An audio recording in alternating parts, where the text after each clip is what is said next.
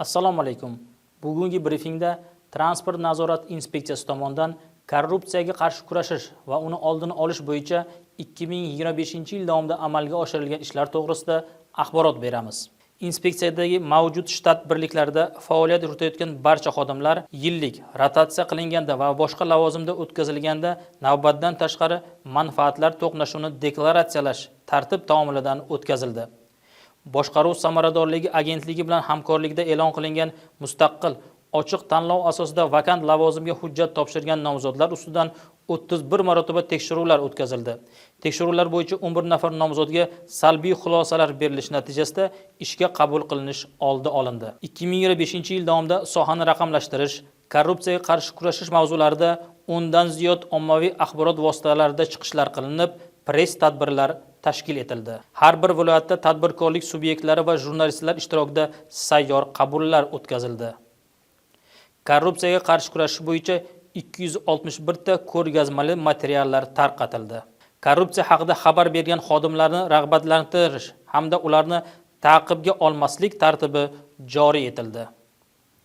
2025-yilda 345 nafar, ya'ni 100% xodim huquqni muhofaza qilish akademiyasining korrupsiyaga qarshi kurashish va manfaatlar to'qnashuvini bartaraf qilish o'quv kurslarida malakasini oshirib, tegishli sertifikatlar oldi. Transport nazorat inspeksiyasining barcha xodimlari korrupsiyaga qarshi kurashish va uni oldini olish hamda manfaatlar to'qnashuvi holatlarini bartaraf qilish bo'yicha test sinovlaridan o'tkazildi. Bundan tashqari, inspeksiyada korrupsiyaga qarshi kurashish borasida amalga oshirilayotgan ishlar samaradorligini aniqlash maqsadida xodimlar ishtirokida anonim testlar olindi. Hisobot davrida korrupsiyaga qarshi kurashish mavzusida markaziy apparatda 22 marotaba, hududiy bo'limlarda esa 227 marta seminar, treninglar o'tkazildi. Joriy yilda jamoatchilik kengashining 2 ta yig'ilishida korrupsiyaga qarshi kurashish bo'yicha amalga oshirilar ishlar tahlil qilindi. Hisobot davrida 19 marotaba monitoring nazorat ishlari olib borildi. Bunda xodimlarning ish faoliyati, olib borayotgan reyd va tekshiruvlar tartibi ko'zdan kechirildi. Yil davomida 54 ta xizmat tekshiruvi o'tkazildi. Bunda 4 nafar xodim bilan mehnat shartnomasi bekor qilindi. 37 nafar xodimga nisbatan intizomiy jazo choralari qo'llanilgan hamda 21 ta holat bo'yicha ish prokuratura organlariga oshirilgan. Ikkita holatda inspektorlarga pora taklif qilgan fuqarolarga nisbatan huquqni muhofaza qiluvchi organlar bilan hamkorlikda o'tkazilgan tadbirlarda Jinoyat kodeksining tegishli moddalari bilan jinoyat ishlari qo'zg'atildi. Rasmiylashtirilayotgan ma'muriy bayonnomalarni masofadan nazorat qilish maqsadida barcha inspektorlar zamonaviy planshetlar bilan ta'minlandi. Inspeksiya faoliyatini raqamlashtirish orqali inson omilini kamaytirish, ochiqlik va shaffoflikni ta'minlash hamda korrupsiyaga holatlarni oldini olish maqsad qilingan.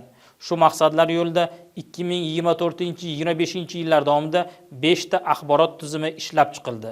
Jumladan, yo'l qurilish jarayonlarini nazorat qilish uchun yo'l sifat nazorat axborot tizimi ishga tushirildi. Tekshiruvlarda xavf darajasini baholash, xavfni tahlil qilish elektron tizimi orqali amalga oshirilmoqda.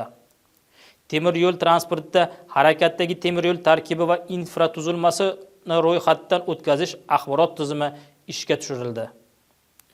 Daryo transportini davlat ro'yxatdan o'tkazish va texnik ko'rikdan o'tkazish elektron tizimi ishga tushirildi. Raqamli inspeksiya mobil ilovasi ishlab chiqildi.